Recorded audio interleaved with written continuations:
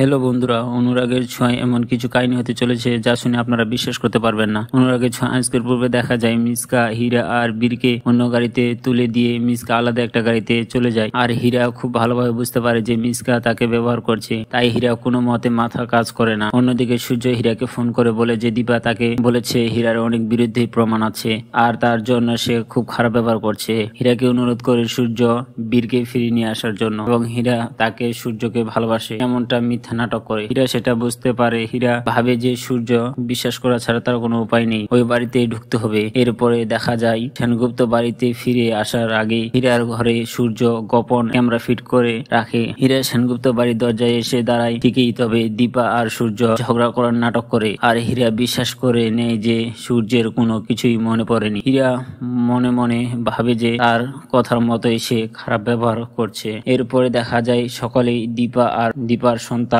এই বাড়িতে থাকবে। এরপরে দেখা যায় সকলেই দীপা তার সন্তান এই বাড়িতেই থাকবে।